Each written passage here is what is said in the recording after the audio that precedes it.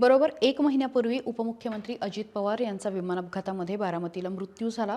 त्यांच्यासोबत इतरही 4 जणांचा मृत्यू या अपघातामध्ये झाला होता. मात्र त्यावेळी नेमकं काय घडलं याचा प्राथमिक अहवाल आता आलेला आहे आणि त्या अहवालामध्ये नेमकं काय आहे, पानावरती प्रत्येक काय आहे, 22 पानी अहवाल आहे. त्यातली सगळी महत्त्वाची जी माहिती आहे ती मी तुम्हाला वाचून दाखवते. अगदी पहिला मुद्दा म्हणजे पहिल्यांदा आपण जसं प्रस्तावना करतो तशा पद्धतीने त्यांनी म्हटलंय. हे जे सगळं डॉक्युमेंट आहे माझ्या हातामध्ये साधारणपणे 22 पानाचं हे सगळं डॉक्युमेंट आहे आणि त्यातले काही महत्त्वाची पानं मी तुम्हाला वाचून दाखवते. तर अगदी पहिल्या ह्याच्यामध्ये ते असं म्हणतात की this document has been prepared based on preliminary functional information and evidence collected during the initial stage of investigation. म्हणजे तपासाच्या प्राथमिक स्तरावरती जी काही आम्हाला म्हणजे माहिती आम्ही गोळा केलेली आहे त्यावरचा हा प्राथमिक अहवाल आहे. The information is preliminary and subject to change. म्हणजे ही अगदी प्राथमिक माहिती आहे आणि ती कदाचित बदलूही शकते किंवा बदलण्याचीही शक्यता असते. Hence, unless and otherwise specified, no conclusion shall be drawn from the information provided in the document. त्यामुळे कुठलंही एका शेवटापर्यंत किंवा त्याचा कुठलाही निष्कर्ष काढण्यापर्यंत येता येणार नाही. या डॉक्युमेंटमधली कुठल्याही माहितीद्वारे याचा निष्कर्ष काढता येणार नाही. यासोबतच ते असं म्हणतात की accordings to annex 13 to the convention and international civic aviation organization and rule 3 of aircraft investigation of accidents and incidents rule 2025, the sole objective of the investigation of an accident incident shall be the prevention to accident and incident, not to apportion blame to liability. The investigation conducted in accordance with the provision of the above said rules shall be separated from the any judicial or administration proceeding to apportion blame or liability. Okay, ह्याच्यावरती कुठेही आपल्याला कुठल्याही न्यायालयामध्ये ह्याच्यावरती दाद मागता येणार नाही किंवा जाता येणार नाही असं त्यांनी स्पष्टपणे सांगितलेलं आहे. त्यापासून ते वेगळं आहे.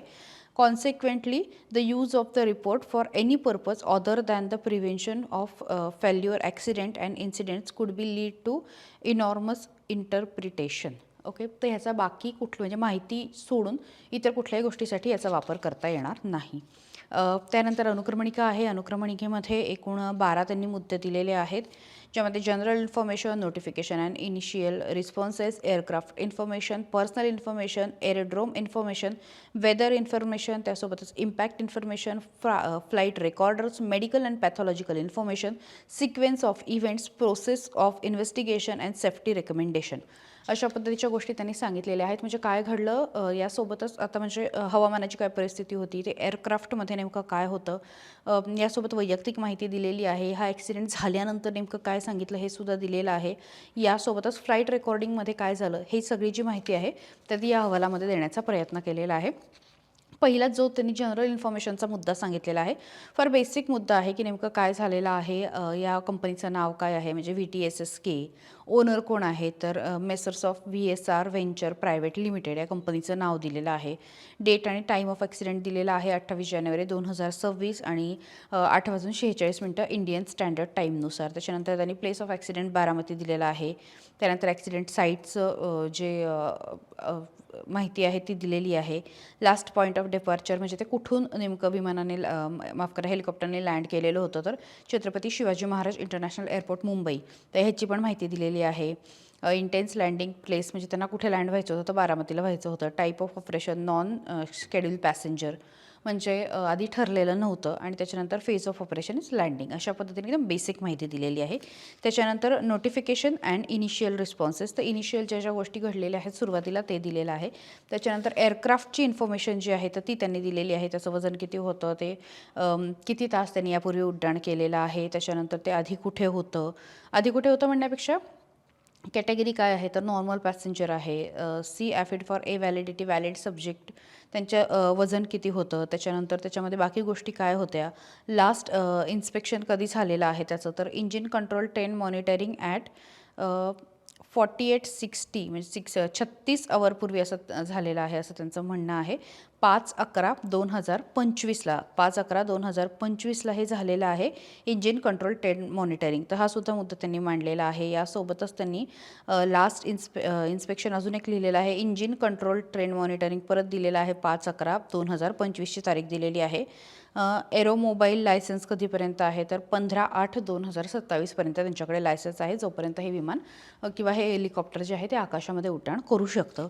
यासोबत इतरही काही छोटे मोठे डिटेल्स त्यांनी दिलेले आहेत. त्यानंतर पायलट इन्फॉर्मेशन जे आहे, एज दिलेलं आहे, 61 इयर दिलेलं आहे. यासोबतच फर्स्ट ऑफिसर ज्या होत्या शांभवी पाठक, त्यांचं एज दिलेलं आहे 25 वर्ष. यासोबतच दुसऱ्या ज्या होत्या तर त्यांचीसुद्धा इन्फॉर्मेशन दिलेली आहे. यासोबतच त्यांचा एक्सपिरियन्ससुद्धा दिलेला आहे. बोथ द सगळ्यात महत्त्वाचा मुद्दा ज्यावरती खूप चर्चा झाली की या पायलट्सना अनुभव होता का, तर त्याचं उत्तरसुद्धा इथे 4.3च्या पॉईंटमध्ये दिलेलं आहे.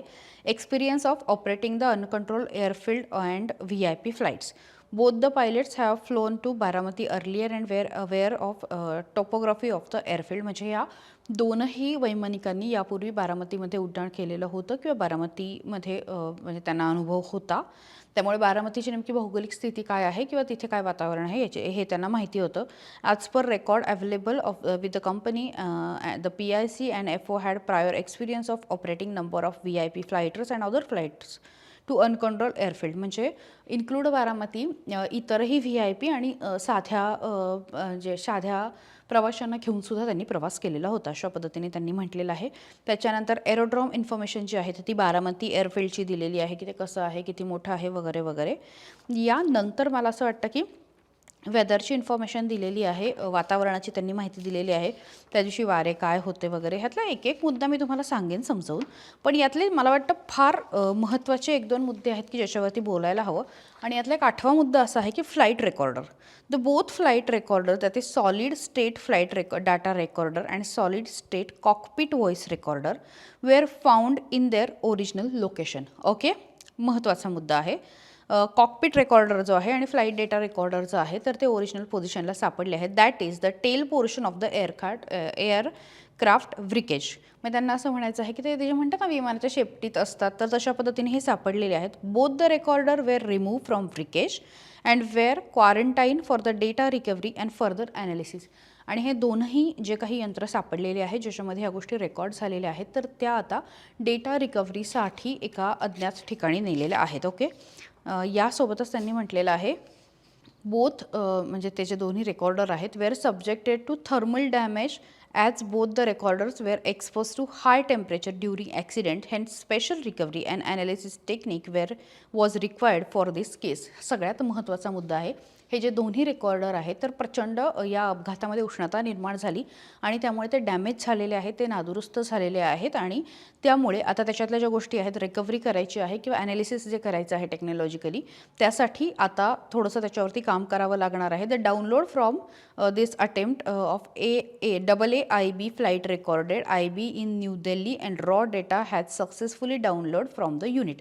सो त्यातलं एक जे आहे ज्याचं नाव त्यांनी दिलेलं आहे solid state flight data recorder, ज्याला ते SSFDR म्हणतात. तर त्याच्यामधला जो डेटा आहे तर तो आता एका ठिकाणी न्यू दिल्लीमध्ये रेकॉर्ड करायला आपल्याला यश मिळालेलं आहे आणि आता त्याच्यावरती काम सुरू आहे. तर दुसरं जे आहे ज्याला आपण म्हणतो आहे की solid state cockpit voice recorder म्हणजे SSCVR which is an independent unit was also subjected to thermal damage. त्यालासुद्धा थर्मल डॅमेज झालेला आहे आणि मॅन्युफॅक्चरर जो आहे तर त्याचा वेगळा आहे, म्हणजे तो हनीवेल आहे. हनीवेल मला वाटतं हे कंपनीचं नाव असावं.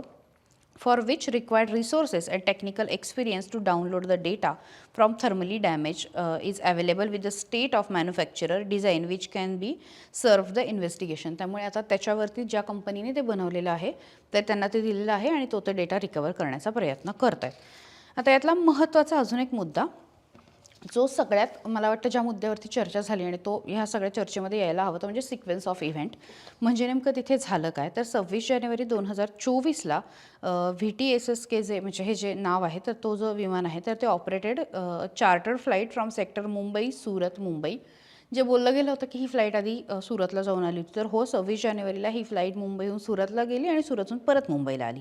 The flight landed back at Mumbai late night about 20 म्हणजे साधारणपणे रात्री 8 वाजता 27 तारखेला ती मुंबईला आली. The operating crew that flight stated they did not find any abnormality in the aircraft during the entire flight and flight was अनइव्हेंटफुल. म्हणजे ज्यांनी ती फ्लाईट आदल्या दिवशी चालवलेली होती, संपूर्ण दिवसभर त्या फ्लाईटमधनं प्रवास केलेला होता, त्यातल्या कुठल्याही कर्मचाऱ्याला त्या फ्लाईटमध्ये काहीतरी तांत्रिक बिघाड आहे किंवा तांत्रिक अडचण आहे असं वाटलं नाही किंवा असा अनुभव आला नाही, अशी कुठलीही गोष्ट त्यांनी नोंदवली नाही. The technician who was available to arrival of aircraft at Mumbai stated that no abnormality was observed in the aircraft during the post-flight inspection carried out. म्हणजे ज्या लोकांनी ती फ्लाईट लँड झाल्यानंतर तिचं जे इन्स्पेक्शन केलं तर त्याच्यामध्ये कुठलाही बिघाड किंवा नादुरुस्ती नोंद झालेली नाही असं त्या लोकांनी नमूद केलेलं आहे. मग त्याच्यानंतर ती फ्लाईट प्लॅनिंग झाली. मग त्यांनी त्या प्लॅनिंगबद्दल वगैरे लिहिलेलं आहे. आता departure and en route flight after arrival of aircraft 27 जानेवारी 2026. 27 जानेवारीला ती आल्यानंतर aircraft was park in bay at old terminal side and outside the hangar. Old terminal साईडला ते पार्क करण्यात आलं.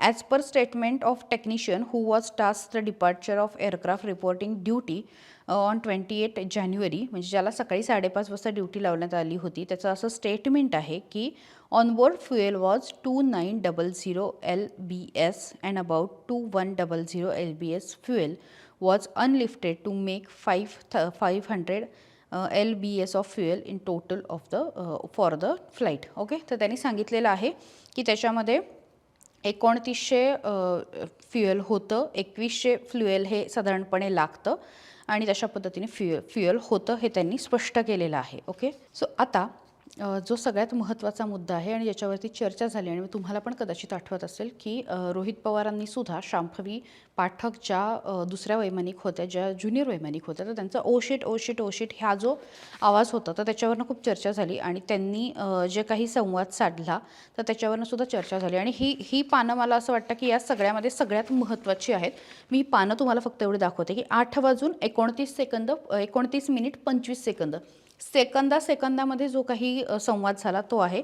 आणि हा आहे एअरक्राफ्ट आणि हे आहे बारामती ATC. म्हणजे बारामतीच्या तिथल्या बारामती एअरपोर्ट वरचे कर्मचारी आणि विमानामध्ये बसलेले वैमानिक ह्यांच्यामध्ये काय संवाद झाला तर हा सगळ्यात महत्त्वाचा संवाद होता. आणि मी म्हटलं तसं 8:19 ते 8:44 अशा पद्धतीचा हा संवाद होता. आणि या संवादातनं बऱ्याच गोष्टी ज्या आहेत त्या याच्यातनं बाहेर म्हणजे आपल्याला कळू शकतात, तर आपण ते जाणून घेणार आहोत. मला वाटतं साधारणपणे 44 मिनिटाचा हा भाग आहे आणि 44 मिनिटामध्येच हे सगळं घडलेलं आहे. विशेषतः शेवटची 3 मिनिट जी आहेत ती जास्त महत्त्वाची आहेत. आपण सुरुवात करूया. हे काय झालं तर 8:19:25 म्हणजे 8:19 बारामती एअरक्राफ्टकडनं असं म्हटलं गेलं की बारामती टॉवर VTSSK, तर बारामती टॉवरकडनं पण तेच म्हटलं गेलं. त्यानंतर मुंबई 2U FL 190, त्यानंतर त्याचा नंबर वगैरे सांगण्यात आला आणि एस्टिमेट अरायवल ॲट 3.30.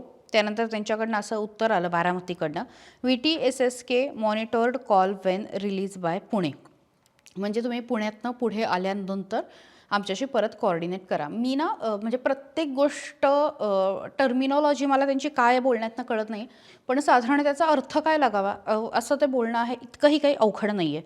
त्याच्यानंतर 8:27 अगदी एकेका सेकंदाचं मी तुम्हाला नाही सांगत, पण 8:27 एअरक्राफ्टकडनं असं म्हटलं गेलं, Baramati tower VTSSK release by Pune on hand over with you descending FL 100 for 600. म्हणजे आम्ही पुणे पास केलेलं आहे आणि त्यांनी ते काय त्यांची पोझिशन वगैरे सांगितली असेल.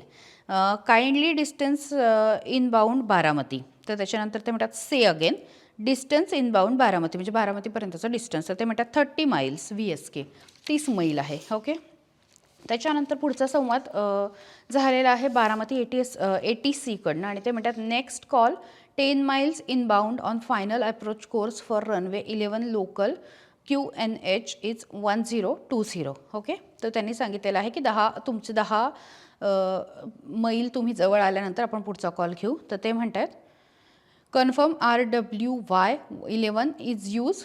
तर ते म्हणतात की अफर्म मॅम वुंड वाइंड काम फॉर रनवे 11. तर ते म्हणतात की रनवे 11 जो आहे तर तिथे वारं म्हणजे जास्त नाही आहे. मला वाटतं हे जे मॅम म्हणतात त्याच्यावरनं कदाचित शांभवी पाठक जे आहेत त्या या सगळ्या संवादामध्ये आहेत, कारण शेवटी ओशिट ओशिट ओशिट आवाज पण त्यांचाच रेकॉर्ड झालेला आहे. त्याच्यानंतर रिक्वेस्टिंग रनवे 29 VSK, तर त्याच्यावरती असं उत्तर दिलं आहे, Roger runway 29 approved, call on final approach course runway 29, course will be 287. Okay. त्याच्यानंतर त्यांच्या पुढे संवाद होत आहेत आणि त्याच्यामध्ये 8:29:57 म्हणतात requesting runway 11 only for use VSK. त्यावरती परत उत्तर बारामतीकडनं असं येतं, Roger ma'am runway 11 is approved, kindly call final approach course 10 miles. Okay. त्याच्यानंतर मग त्यांचे पुढे बोलणं वगैरे होतं आणि ह्याचा सगळ्यात महत्त्वाचा जो संवाद आहे तो आहे 8:36:36ला, going around VSK will join left base for runway 2. आणि बारामतीकडनं रिप्लाय येतं, VSK visual with you, call left ABM. त्यानंतर जो second approach and the accident हा जो सगळ्यात महत्त्वाचा पार्ट आहे बघा, 8:40:21 आणि इथपासून 8:44:13 इथपर्यंतचा हा संवाद आहे आणि याच 4 मिनिटांमध्ये ही दुर्दैवी घटना घडलेली आहे. त्यामध्ये ते काय म्हणतात, 8:40:21 request final approach course for runway 11. बारामतीकडनं म्हणजे उत्तर नाही आहे. त्याच्यानंतर बारामतीचं उत्तर पुढच्या सेकंदाला असं आहे की Roger ma'am approved call final for runway 11, म्हणजे रनवे 11साठी त्यांनी अप्रूव्ह दिलेला आहे. त्याच्यानंतर एअरक्राफ्टमधनं असं म्हणतं, requesting final approach course confirm 110. तर समोरनं रिप्लाय आला -107. आता मला खरंच माहिती नाही की हे -107 म्हणजे उतरायचं नाही आहे का, किंवा आता विंड व्यवस्थित नाही आहे, काय नेमका हा कॉल होता हे लक्षात येत नाही आहे. त्यानंतर परत एकदा एअरक्राफ्ट म्हणते 107 VSK. त्यानंतर बारामतीकडनं येते VT VSSK चेक पोझिशन. त्यानंतर एअरक्राफ्ट म्हणते फायनल अप्रोच कोर्स VSK आणि बारामती ATC म्हणते copied confirm runway in site, म्हणजे कन्फर्म केलेला आहे रनवे. त्यानंतर एअरक्राफ्टकडनं असं उत्तर येते, तेव्हा वेळ झाली होती 8:43:27 call you runway in sight VSK. 8:43:27 call you runway in sight VSK. समोरनं उत्तर नाही आहे. त्यानंतर उत्तर येते कॉपीड. बारामती ATC म्हणते, माफ करा, कॉपीड. त्यानंतर फिल्ड इन साईट VSK असं उत्तर आलेलं आहे एअरक्राफ्टकडनं. Field in sight VSK 8:43:53 field in sight VSK. आणि त्यानंतर 8:43:59 म्हणजे अगदी 44 मिनिटाला हे उत्तर आलं आहे की बारामती ATCकडनं VSK विंड काम रनवे 11 क्लिअर्ड टू लँड. मला वाटतं हा मुद्दा महत्त्वाचा असणार आहे की बारामती ATCने सांगितलेलं आहे की VSK विंड काम म्हणजे वाऱ्याची काही अडचण नाही आणि रनवे 11 क्लिअर टू लँड म्हणजे रनवे 11वरती तुम्ही लँड होऊ शकता. आणि त्यानंतर 8:44:13 शांभवी पाठकांचा आवाज आला, ओ शेट ओ शेट ओ शेट. आणि त्यानंतर अजित पवार यांच्यासह त्या विमानामध्ये प्रवास करणाऱ्या 5ही प्रवाशांचा मोठा अपघात झाला आणि दुर्दैवी मृत्यू झाला. आणि हे शेवटच्या काही मिनिटामध्ये काय घडलं हे मी तुम्हाला सांगण्याचा प्रयत्न करते आहे. यासोबतच इतरही काही महत्त्वाचे मुद्दे आहेत यामध्ये, पण त्यांनी सांगितलेलं आहे की प्रोसेस अँड इन्व्हेस्टिगेशन काय आहे, तर data is download and data is being analysed, म्हणजे डाटाचं ॲनलायझेशन सुरू आहे. The data will be download म्हणजे जो दुसरं यंत्र आहे तर त्यातला पण डाउनलोड होणार आहे. आणि assistant of national transport safety board NTSB as per standard and recommendation practices, तर तिथे तो पाठवला जाईल. यासोबतच त्यांनी सांगितले initial statement of operator personal and other relevant individual has been collected and is being scrutinise with the other available evidences. तर तिथले जे काही लोकांचे अनुभव आहेत किंवा तिथे जे उपस्थित होते ज्यांनी जे बघितलेलं आहे तर ते कलेक्शन करणं सुरू आहे आणि त्याचीही स्क्रुटिनी करणं, चौकशी करणं किंवा त्याच्यात किती तथ्यता आहे या सगळ्याची तपासणी सुरू आहे. The evidence collected are being analyse for further course of action, पुढच्या गोष्टीसाठी त्याचा वापर होणार आहे. On site wreckage examination was carried out and the findings have been recorded for further analyse. जे काही नुकसान झालेलं आहे किंवा जे काही पार्ट आहे तर त्याचंही आम्ही इन्व्हेस्टिगेशन करणार आहोत. The documents pertaining with air things operations flight safety and aircraft release has been seized for further scrutiny and analysis म्हणजे जे गोष्टी तिथे सापडलेल्या आहेत त्या त्याचा सीज करण्यात आलेल्या आहे ॲनालिसिससाठी आणि पुढच्या सगळ्या चौकशीसाठी. आणि त्यांनी सांगितलेलं आहे की as per aspect of the accident will be examinated and investigation to bring out the facts, root causes and contributory factors leading to the accident. आणि या सगळ्यामधनं नेमकं काय घडलेलं आहे याचं तथ्य, याची कारणं आणि याला जबाबदार असलेल्या गोष्टी ह्या सगळ्या शोधल्या जातील. पण आत्ताचा हा जो रिपोर्ट आहे हा खूप प्राथमिक आहे हे त्यांनी स्पष्ट केलेलं आहे. यासोबतच त्यांनी इतर जी पानं आहे तर तिथे अशा पद्धतीने कॉकपिटची जी अवस्था आहे तर ती टाकलेली आहे. यासोबतच RHS landing gear and air frame fuel filter towards air फिल्टरची काय अवस्था झालेली आहे तर ती सुद्धा सांगितलेली आहे. असे जे वेगवेगळे फोटो जे आहेत पार्ट ऑफ फ्लॅप आणि म्हणजे त्या ज्या विमानाचे अवशेष होते जे त्या दिवशी सुद्धा आपल्याला दिसले होते की नोज लँडिंग गिअर की नेमकी काय ही सगळी त्या विमानाची त्यावेळेस काय काय दुरावस्था झालेली होती किंवा कुठल्या कुठल्या गोष्टी प्राथमिक दृष्ट्या तिथे दिसून आल्या तर याच्यासुद्धा फोटो याच्यासोबत मांडलेले आहेत. हे बघा 22 पानी अहवाल आहे आणि अहवाल खूप प्राथमिक स्वरूपाचा आहे. त्यांनी माहिती दिलेली आहे, संवाद काय झाला हे दिलेलं आहे, मात्र त्याच्यातून कुठलाही निष्कर्ष काढलेला नाही आहे. आणि जो महत्त्वाचा मुद्दा मगाशी मी म्हटले की त्या ज्या 2 यंत्र आहेत की ज्यातला एकातला डेटा जो आहे तो डाउनलोड झालेला आहे आणि दुसऱ्यामधल्याची रिकव्हरी आता सुरू आहे, त्याच्यासाठीचे प्रयत्न सुरू आहेत. जोपर्यंत तो डेटा समोर येत नाही तोपर्यंत थेट आपण कुठलंही भाष्य करू शकत नाही की ह्या माणसाची चूक झाली किंवा या कंपनीची चूक झाली किंवा नेमकी चूक कोणाची झाली. त्यामुळे तो काय येतो हे बघणं महत्त्वाचं होतं. आत्ताच्या घडीला संपूर्ण महाराष्ट्राला उत्सुकता होती की ज्यामुळे उपमुख्यमंत्री अजित पवार यांचं निधन झालं त्या अहवालामध्ये नेमकं काय आहे. खरं तर आजच महिना झाला आहे आणि आजच्या महिन्याला अशा पद्धतीने अहवाल आलेला आहे. नेमकं काय वाटतंय, कुठल्या कुठल्या गोष्टी महत्त्वाच्या होत्या, अजून कुठल्या गोष्टी अहवालात हव्या होत्या आणि कुठली माहिती मिळणं गरजेचं आहे, कमेंट बॉक्समध्ये नक्की व्यक्त व्हा. सकाळला फॉलो करायला विसरू नका. महाराष्ट्रातील सर्व बातम्यांचे विश्वासार्ह व्यासपीठ सकाळच्या सर्व सोशल मीडिया प्लॅटफॉर्मला लाईक, फॉलो आणि सबस्क्राईब करा. तसंच सर्व नोटिफिकेशनसाठी बेल आयकॉन प्रेस करायला विसरू नका.